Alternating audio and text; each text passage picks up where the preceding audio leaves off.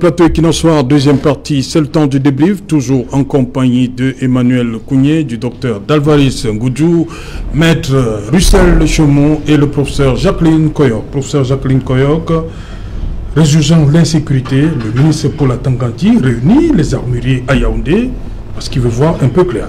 Oui, et vous dites que vous comprenez un peu le contexte.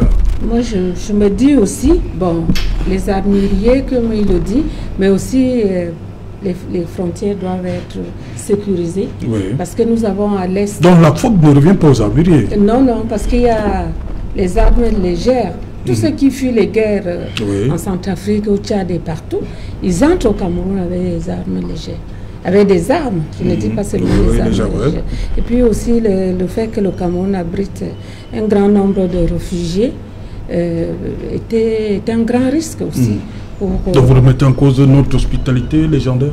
Oui, il faut le faire, mais prendre des dispositions pour que ces réfugiés ne soient pas des sources d'insécurité pour les nationaux. Voilà. Docteur Ngoudjou, les armuriers, ils ont leur part responsable, semble les pointer, alors qu'ils disent qu'ils ne vendent pas les armes à n'importe qui.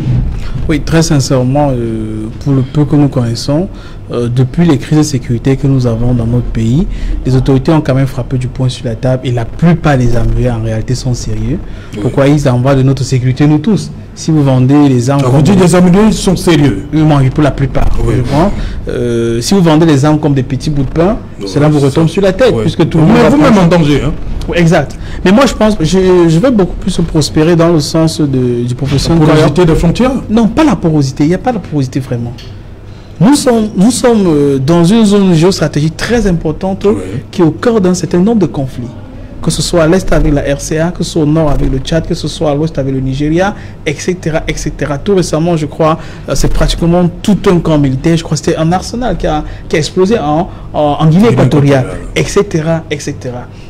Et quand on a un contexte comme ça, moi par exemple, j'ai quelques travaux où je travaille avec des gars qui sont tchadiens. Pour eux, la culture du matériel militaire dans le pays n'est pas la même que chez nous. Pour eux, un gardien, il est gardien chez moi, il disait qu'avec 12 000 un revolver chez lui. Pour lui, c'est un détail technique. Oui. Au Nigeria, c'est pratiquement les mêmes choses. Avec 50 000, vous avez une Kalash. Alors, une Kalash, tout le monde le sait, c'est les meilleures armes de combat. Si vous mettez dans l'eau pendant 1 an, 2 ans, vous retirez, quelques heures après, ça commence à fonctionner. C'est pourquoi, en fait, généralement, les mouvements rebelles aiment utiliser cela. Donc, pour dire quoi que la culture de ces pays voisins-là, même en RCA, pour eux, avoir une arme, c'est quelqu'un dans sa boutique, il a une arme derrière son comptoir. C'est pas la même culture que chez nous. En d'autres termes, quand il y a le conflit dans leur nation et qu'ils peut traverser la frontière, parfois ils se rendent même pas compte que non, au Cameroun, c'est pas comme ça. Je ne sais pas si on se comprend. Et maintenant, c'est la responsabilité de l'État. On va toujours être hospitalier. Non seulement nos lois sur le plan national nous incitent à cela, même sur le plan international, nous avons une obligation de recevoir les réfugiés chez nous, de les protéger et de même veiller sur leur santé et l'alimentation. Mais surtout, mais au-delà de cela, nous devons veiller à la sécurité. En termes simples, moi je pense que comme on le fait dans certains pays, il devrait toujours avoir des patrouilles, même en Syrie, dans les camps des réfugiés. Il devrait avoir des contrôles aux frontières pour voir ce qui rentre. Puisqu'en réalité, parfois même, les gars entrent avec comme un fonds de commerce. Puisque dans notre pays, c'est plus ou moins légion de savoir qu'il y a des gens qui rentrent venant de l'étranger, du Tchad par exemple, mais qui louent les armes, c'est pas quoi. Pour eux, c'est un fonds de commerce. Il faudrait bien qu'ils sachent qu'au Cameroun, les armes ne circulent pas de cette manière-là. Donc moi, je pense qu'il peut y avoir une prolifération des armes légères, mais ce n'est pas forcément la faute aux armuriers. C'est un peu lié, à mon avis, au conflit qui entoure le Cameroun dans les pays voisins.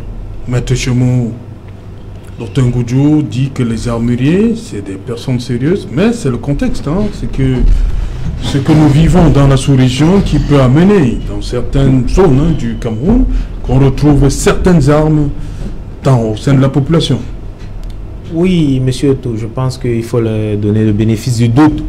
Vous qui êtes une chaîne qui avait pignon sur rue, je ne crois pas que vous ayez eu un fait divers très récent qui concerne un armurier qui aurait vendu des armes. Je crois que l'activité est un peu très et super hyper réglementée. Et vous voyez, lorsque le ministre de l'administration territoriale fait sa sortie, il a des retours, il a des rapports des sous-préfets, en fait de l'administration. C'est le patron de l'administration territoriale. Ça veut dire qu'il a des informations, il a des alertes. Donc quand il fait ce travail, il fait cette communication, c'est qu'il veut en fait se rassurer sur ce point. Mais il faut dire, le professeur l'a dit, Dr Ngoudjou l'a relevé, il faut dire que le seul problème, c'est pas seulement les armuriers. On vous a parlé de la porosité, on vous a parlé de la mentalité. Et j'invite, et je pense que c'est l'occasion, peut-être pour le ministre de l'administration territoriale, de causer avec ses collègues du gouvernement pour inviter les autres administrations à collaborer à travers avec lui. Parce que vous avez les douanes qui peuvent faire les contrôles, vous avez les forces de l'ordre, police, gendarmerie, et je vais de l'autre côté aussi les forces armées, de veiller toujours, même seulement au contrôle des armes que nous avons ici à l'intérieur. Parce que vous pouvez avoir un collaborateur qui utilise une arme, vous ne savez pas ce qu'il va faire avec dans la journée. Donc, il faut veiller, il faut contrôler, il faut s'assurer, il faut accompagner le ministre de l'administration territoriale dans ce travail. Et il y va de notre intérêt à tous. Parce qu'aujourd'hui, se trouver sur son lit et se réveiller subitement pour quelqu'un qui tient une arme à feu, il ne vous dira pas qu'il a pris chez un armurier. Ce me semble. Voilà. Emmanuel Kounié, sur cette situation du Cameroun, depuis un certain nombre d'années, nous accueillons beaucoup de réfugiés chez nous, mais cette rencontre avec des armuriers, qu'est-ce qui peut... Non, je crois qu'il faut chercher un peu mieux. Moi, je crois que aller explorer la piste des armuriers, ça me semble très faible. Moi, je crois que ce point est compliqué parce qu'il y a... Donc vous maintenez que les armuriers sont sérieux aussi? Non, je crois que même si les armuriers n'étaient pas sérieux, cela ne pourrait pas... Puisque pour acheter une arme, il faut avoir une autorisation. Il faut avoir une autorisation. Voilà. Donc on peut facilement, n'est-ce pas, retracer les armes qui sont vendues et puis voir qui a quoi.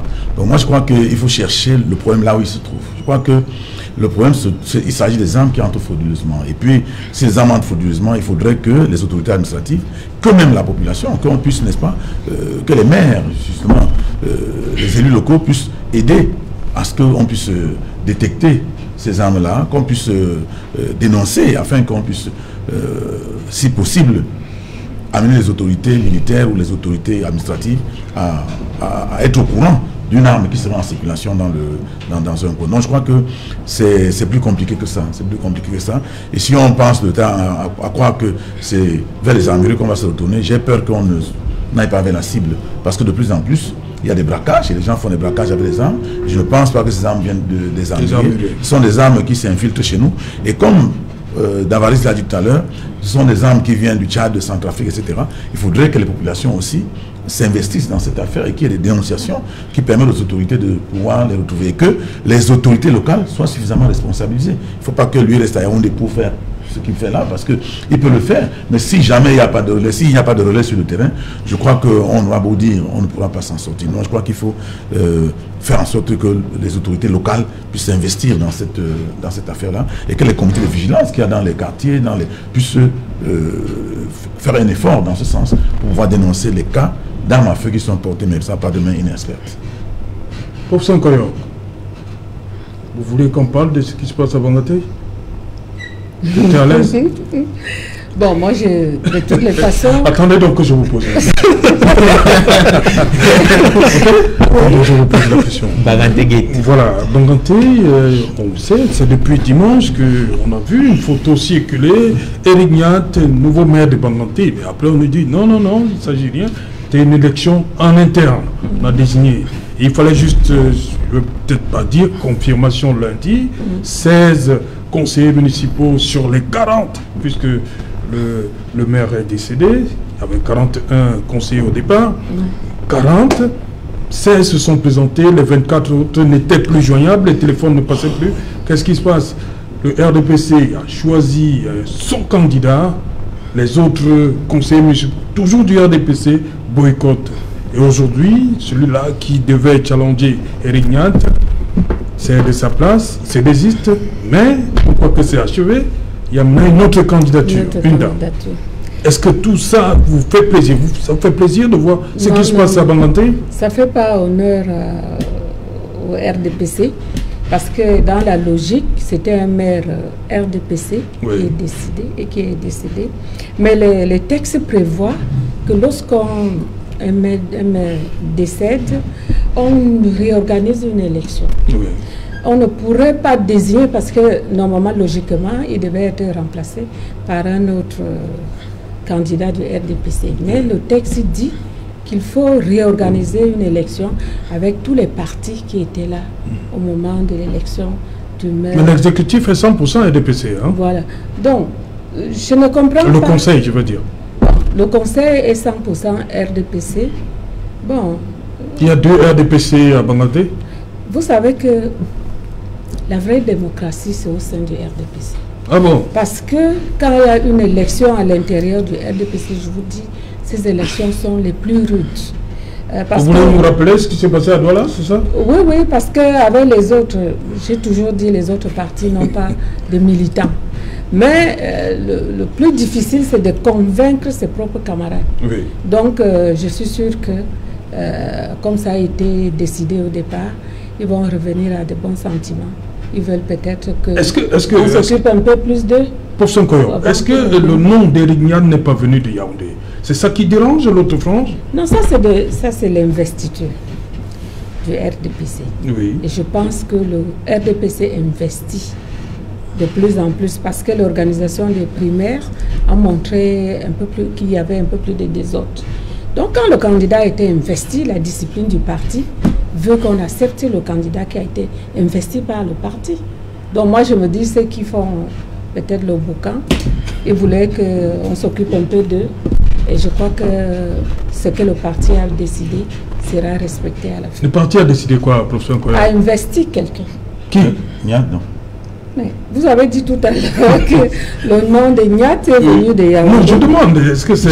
Il a été investi. Oui. Parce que dans le RDPC... Ça veut dire qu'il y a des gens qui ne... On investit. Oui. Et maintenant, on propose à ses camarades de les voter librement. Oui. Mais dans le... À Bangalore, il y a une frange qui refuse. Oui, mais je crois qu'ils voulaient simplement qu'on s'occupe un peu plus d'eux. Mais ça continue là. Non, on est en train de faire ce qu'ils veulent. Ils veulent qu'on les corrompe, ils veulent être corrompus. Non, pas. Oui, l'argent. Ils veulent qu'on s'occupe. J'ai dit qu'ils veulent. Qu'on s'occupe d'eux. On s'occupe d'eux. En faisant quoi? Oui, en faisant ce qu'ils veulent. Non, en leur donnant de l'argent, il faut le dire comme ça. Ils veulent qu'on leur donne de l'argent. Parce que quand un candidat est souvent... Ils veulent qu'on leur donne de l'argent. Vous savez comment ça se passe? Oui, je vais dire un mot là-dessus. Tout le monde va dire un mot. Il y a 2 tendances. De toute façon, ce qui se passe à Bangalore... Il y a 2 tendances, l'appel et l'appel. Bon, il y a Niat et les autres, mais je crois même que... Est-ce qu'ils sont conseillers municipaux? Bien sûr. Si vous n'êtes pas conseiller municipal, vous pouvez pas être candidat. Vous parlez de Niat, le fils ou le père? Le fils, Eric Niat. Ah, ok. Et puis, la vérité, c'est quoi? La vérité, c'est que... L'autre tendance, c'est qui? Je ne sais pas. Il y a une dame qui, avec raison, a estimé qu'elle pouvait être aussi candidate. Et le préfet s'est rendu compte que ça risquait de pencher là où il ne souhaitait pas. Comment ça? Ils ont suspendu la séance. Il y a 2 candidats. Oui. Et il y a 2, le quorum est atteint. On doit aller aux élections. Pourquoi est-ce que la séance est suspendue? Ça veut tout simplement que le RDPC ne peut pas supporter les élections. Des troubles. Il ne peut pas supporter. Mais il y a 2 candidats. On dit que c'était pour éviter. Quel trouble? Alors puisqu'il y a 2 candidats. Et puis il y a des électeurs. Et le préfet suspend la séance. Ça veut dire que le préfet lui-même ne peut pas supporter les élections. Le RDPC est incapable de laisser les gens voter librement. Sinon, on devait les laisser voter. Et comme il y a encore, on nous apprend que, comment on l'appelle encore, Franck Billard va être candidat. Et les gens sont en train de penser... Attendez, Franck Billard est candidat. On est à Bangalore. Oui, non, c'est important. C'était un exercice. C'est-à-dire quoi? C'est-à-dire que les gens sont en train de se rendre compte que Niat est en train de vouloir mettre son fils. Comme on est en train de nous dire, vous le dites dans les réseaux sociaux, c'est pas moi qui le dis, que si le président n'est pas là, son fils va également venir s'installer. Il y a des choses aussi. C'est un citoyen. Il va faire son test. C'est un citoyen. C'est un citoyen, mais il y a de faire aussi son test, puisqu'il se rend au même compte que tous les ministres ont des enfants qui sont des autorités administratives. C'est-à-dire que quand vous allez à Dibombari, c'est le fils d'une autorité administrative. À Kribli, il y a le fils. Ici à Douala, il y a le fils d'une autorité administrative. Ils sont sortis des NAM, ils ont pris tous leurs enfants, ils ont mis à l'ENAM. Ils veulent que les enfants les remplacent. Il faut que le fils de Niat remplace Niat. Il faut que le fils de Biya vienne remplacer Biya. C'est ce Cameroun qui veut nous en donner. Et c'est ça, justement, à Bangalore, c'est le premier test. C'est le premier test. Et les conseillers municipaux, bien qu'étant du RDPC, n'en veulent pas. Ils ne veulent pas que cette affaire où on va de père en fils arrive au Cameroun. Et c'est ce qui provoque tout ce que vous voyez là. Et le préfet, comme il a mission, n'est-ce pas, de faire ce qu'on lui dit, il s'est rendu compte que les élections risquent d'être de vraies élections. Il a stoppé la séance. Voilà les faits. Il ne faut pas qu'on vienne nous dire des choses qui ne sont pas. Il faut dire les choses aux Camerounais comme ça se présente. Puisqu'il y a 2 candidats, il y a les électeurs qui sont là, ils sont prêts à voter, le préfet suspend la séance. Parce qu'il ne veut pas de candidat, il veut un seul candidat. Le parti a investi, mais la loi dit que même si le parti investit, s'il y a un autre candidat, on va aux élections. Donc on a vu ça partout ici, voilà, où il y a eu des candidats investis, où d'autres candidats sont arrivés, et puis on est allé aux élections. Et à Bonabéry même, il y a eu un cas où il y a un candidat qui a été investi, mais un autre s'est présenté, et puis c'est celui qui n'avait pas investi qui a gagné. Donc, qui n'avait pas été investi qui a gagné. Donc, c'est ce qu'ils craignent. Ça veut dire tout simplement que le RDPC, c'est un parti qui ne peut pas supporter des élections libres et transparentes. C'est votre conclusion? Non, c'est la conclusion, c'est pas la mienne. Toute personne bien structurée dans la tête, de normal, comprend, même sur ce truc-là, nous comprenons tous que le RDPC ne peut pas supporter les élections libres et transparentes. C'est le message qui vient de Banganté. Et qui Docteur Goudjou. le chef?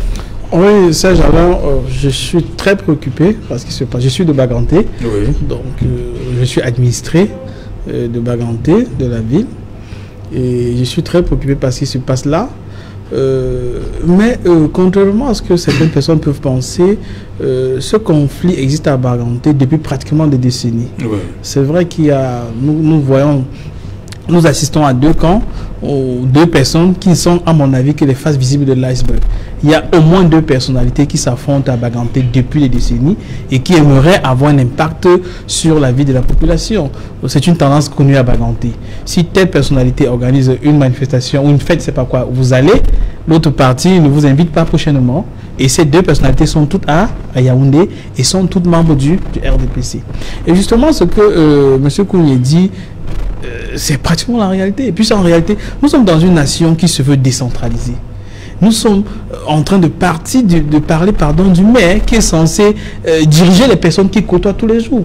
Mais comment se fait-il que la personne qui va diriger doit être parachutée pratiquement de Yaoundé? Si vraiment, en fait, surtout comme vous le dites, le conseil municipal est 100% RDPC. Donc les adultes, ce sont des pères de famille. Donc n'ont-ils pas la possibilité, le droit de voter qu'ils veulent pour leur population? À mon avis, ça devrait être le minimum. Surtout que c'est une élection quand même locale. Est-ce qu'on a besoin de parachuter depuis le secrétaire général du RDPC pour des gens qui vont diriger une population qui a Baganté? Et dans ce sens-là, justement, la population dit, nous ne voulons pas de cela. S'il y avait au moins un autre parti d'opposition au sein du conseil, on peut dire, ok, c'est l'opposition, c'est pas quoi. Mais quand même, c'est entre vous. À mon avis, le préfet, qui est aussi du RDPC, non, on ne pas le dire comme ça. Non, puisque le préfet assiste aux réunions. Exact. Disons qu'il n'est pas du RDPC. Disons, je pense, le minimum, c'était de laisser qu'il puisse avoir des élections au sein du RDPC et que le meilleur gagne. Pourquoi? Parce qu'après, maintenant, si vous parachutez une personne qui n'est pas voulue par la population, comment cette personne va-t-elle diriger la ville? Comment cette personne, vous savez que même à Baganté, il y a eu des conflits fonciers, où telle personne disait, telle personne est accaparée de pratiquement tout le terrain à Baganté. Et après, quand il faudrait investir dans les infrastructures de la ville, la population peut montrer un certain désintérêt par rapport à cela. Moi, je pense que le minimum, c'est que les responsables du RDPC à Yaoundé laissent qu'il y ait des élections à Baganté et que le meilleur des deux candidats du RDPC gagne et dirige la ville. Oui, sur la question de Baganté, je tiens déjà à relever quelque chose. Vous savez, chez moi au village, on dit, ce n'est pas le jour où on mange l'écureuil qu'on a la haine. À Balembo? À Balembo, chez moi. Ah, et ça veut dire qu'il y a un problème profond. Et vous savez, je suis un amoureux de Baganté, puisque je vais constamment à Bakom. C'est un village pas loin de Baganté. Et je connais très bien Baganté. C'est une très belle ville. Et c'est triste de voir ce qu'on voit là. J'ai suivi le professeur parler de deux notions antinomiques. Vous savez, moi, je suis toujours un juriste. Je reste la loi chevillée au corps. Démocratie et investiture. Quand on regarde les principes de la démocratie, il y a un problème. Vous avez suivi le docteur Goudjou tout à l'heure, lorsqu'il vous dit on est à Baganté, mais l'ordre vient du haut. On est dans la décentralisation. Ce n'est plus le même marteau qui frappe, on a raccourci le manche. Non, c'est pas l'ordre vient du haut. Il faut qu'on comprenne. Tout est parti de dimanche. Il y a eu élection dimanche. Mais quand on parle d'investissement, Éric Niatta a obtenu 21 voix, je crois, oui, contre 19 à l'autre candidat. Je ne suis pas du parti en question, puisque le professeur vous a dit qu'on parle d'investissement. On a investi quelqu'un. Ça veut dire que ce n'est pas à Baganté qu'on investit. Qui investit à Baganté? Il y a eu une élection dimanche. Oui, de toute façon. En interne. Oui, en interne, mais après, il faut aller à l'élection des conseillers municipaux. Oui. Mais qu'est-ce qui se passe? C'est la même personne qui devait se retrouver. Ça veut dire qu'on n'est pas d'accord sur le choix de celui qui avait été désigné. Donc, on est d'accord dimanche, on n'est pas d'accord lundi. C'est vous qui dites. Voilà. La vie au-delà des Pyrénées, l'erreur en deçà. Mais pourquoi aujourd'hui on ne s'entend pas? Moi je pense que moi je pense que en démocratie, s'il y a vraiment démocratie, il y a liberté, il y a transparence, il y a élection. Ça veut dire on arrive. Oui, comme aujourd'hui. Les candidats. C'est pourquoi Emmanuel Kounia dit qu'il ne comprend pas pourquoi aujourd'hui il n'y a pas eu. Je ne suis pas. Je dis juste, je donne les principes. Les candidats, les potentiels candidats, les personnes qui sont éligibles sont les membres du conseil, les conseillers. Que les conseillers se présentent, qu'on organise l'élection. Mais si vous voyez, il y a blocage, il y a blocus, c'est qu'il y a un problème de fond. C'est qu'il y a un problème de fond. Quand je dis manger l'écureuil et avoir la haine le même jour, non. Ça veut dire que le problème ne date pas de dimanche à... Ça veut dire qu'il y a un problème de fond. Oui. Il faut aller à la base, il faut causer avec la base. Ça veut dire qu'il faut que les dirigeants locaux, peut-être de ce parti, s'asseyent entre eux, qu'on essaie de voir quel est le problème de fond et qu'on avance. Puisque aujourd'hui, la mairie est paralysée. Ce sont les administrés... Il est même divisé, hein. C'est vous qui le dites. Puisque... Bon, c'est vous qui le dites. La ville est paralysée, les administrés n'ont pas de maire. Déjà, ils sortent d'une situation difficile qui est le deuil. Que Dieu ait l'âme de l'ancien maire. Donc, il faut résoudre ce problème très vite. Et il faut que ce sont les populations de Baganté qui règlent cela. Et le plus étonnant, c'est que ce soit un conseil municipal 100% ADPC. Je pense que... Oui, je voulais dire... ADPC a le dernier mot. Vous parlez d'une chose et de son contraire. Lorsqu'il faut remplacer un chef chez vous, pourquoi on prend son fils? Il y a ce qu'on appelle, c'est les anglo-saxons qui appellent c'est le pedigree. Celui qui est le père a bien géré, on se dit la présomption, et que son fils a vu quand même. Et le fait de vivre cet environnement de gestion de la mairie peut donc permettre à celui-là de gérer mieux. Bon, maintenant, vous voulez nous faire savoir... Est-ce que son père était maire? Non, écoutez, vous voulez nous faire comprendre que... Je dis, quand le parti investit, il choisit quelqu'un qui a les capacités. Parce que son père est un gestionnaire. C'est ce que je veux dire. Bon, maintenant... Donc vous pensez que le caractère des gestionnaires héréditaires... Je ne suis pas sûr que tous mes enfants sont avocats. Non, non, quand à l'ouest, un chef décède, il dit c'est celui-là. Pourquoi vous ne contestez? Non, c'est pas, on n'est pas dans la même situation pour ça. Mais je suis en train de dire, le Cameroun vit un syncrétisme au niveau de la gestion du pouvoir. Et vous allez constater que même l'Occident a emprunté une partie de cela. Parce que vous avez vu les Bush, vous avez vu les Yadema, vous avez les autres. Pourquoi chaque fois vous voulez revenir à Franck Biya? Si c'est un citoyen qui a les capacités, qu'il soit le fils de, ou bien qu'il soit lui-même, c'est la capacité que nous recherchons dans la gestion. Donc il ne faut pas toujours dire... Délit de patronyme. Donc, non, je vous en prie. Moi, je suis très... J'écoute ça avec beaucoup de peine, ce qu'il a dit. Je suis peiné d'écouter ce genre d'histoire. Parce que les badikaïstes et les franquistes sont déjà en train de se mouvoir là-dedans. Mais si c'est ça que le père a été président, les gens pensent que... Ça, c'est cet esprit de Louis XIV, là, vous n'allez pas nous amener ça là. Parce qu'on est en train de vouloir nous faire croire qu'il y a des gens qui peuvent gouverner. Ou on est en démocratie, on n'est pas en démocratie. C'est clair. On a vu qui ont des capacités. Mais puis ces gens qui ont des capacités, par exemple, quand on regarde la présidente de la République, M. Biya a été président. Il n'a pas été président parce qu'il a gagné les élections. Il n'a pas gagné les élections, madame. Et puis depuis ce temps, il n'a jamais gagné les élections. Vous comprenez donc pourquoi le parti investit. Vous ne pouvez pas. Pour éviter ce genre de désordre. Écoutez, à Dibombari, vous mettez le fils d'un préfet, à Kribi, des sous-préfets, à Douala même, on met les adjoints au préfet. Vous allez cesser cette histoire parce que les gens achètent des concours pour entrer à l'ENAM, ils mettent leurs enfants là, ils pensent que leurs enfants vont venir gouverner dans nos enfants, mais vous n'allez pas, ce pays ne peut pas fonctionner comme ça. Nous ne pouvons pas admettre cette affaire. Et c'est ça qui se passe à Banganté. Parce que justement, ça c'est un galop d'essai. Il faudrait que les gens de Banganté mettent fin à ça. Parce que si ça commence là, ça risque de gangréner tout le pays. Et puis je crois que Banganté doit faire un effort pour que ce genre d'histoire ne commence pas à cacher. Merci Emmanuel Kounia d'être venu. Merci Dr Goudjou. C'est moi. Merci Maître Chemou. Merci monsieur Tou. Voilà, merci à vous également pour ce Nkoyok. Merci beaucoup. On espère que Banganté, ça va se décanter. Hein. Madame, monsieur, nous sommes arrivés au terme de cette édition Equinox. La dernière, c'est demain lorsqu'il sera 19h. Bonsoir Banganté, bonsoir Banganté.